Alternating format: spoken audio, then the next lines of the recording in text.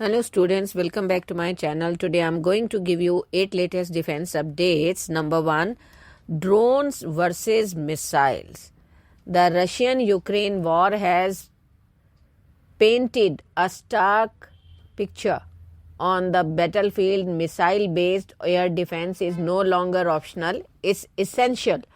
The proliferation of cheap drones wreaking havoc on expensive air defense systems has driven home a crucial point. Nations need affordable, locally produced missiles to counter this emerging threat. Enter the KHANJAR interceptor, a game changer for India's air defense capabilities.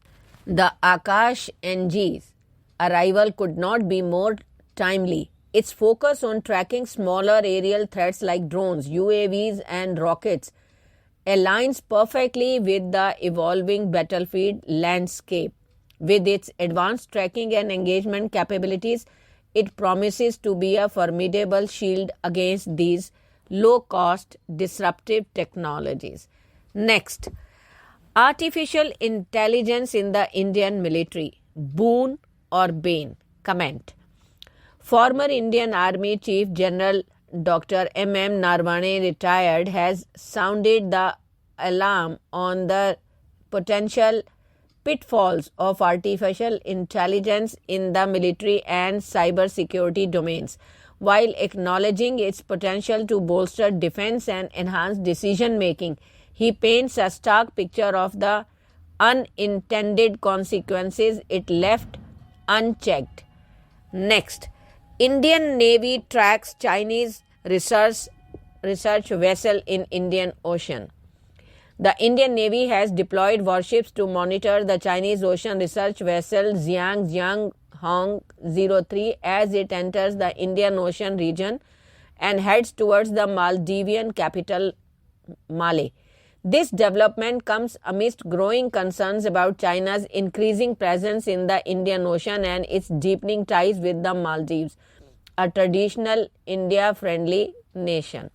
Next, movement of Chinese research vessel in Maldives is a great concern for India. A Chinese research vessel is on its way to the Maldives, according to an Indian military official and an independent researcher, as new Maldivian President Mohammad Muizzu deepens ties with Beijing, distancing from New Delhi. It is likely to raise concern in New Delhi, which has previously viewed the presence of such vessels close to its shores, including in Sri Lanka in 2022, as problematic.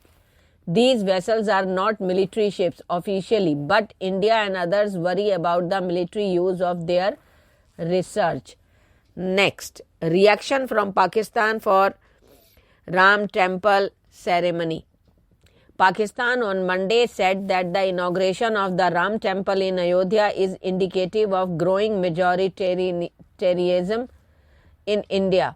The remarks by Pakistan's Foreign Office came after the new Ram Lalla idol was consecrated at the Ayodhya temple on Monday in an event led by Prime Minister Narendra Modi. Next, joint exercise of Indian and Egyptian armies. The Indian and Egyptian armies on Monday began an 11-day military exercise in Egypt's Anshas, in the line with the overall aim of the two nations to expand bilateral defense and security engagements.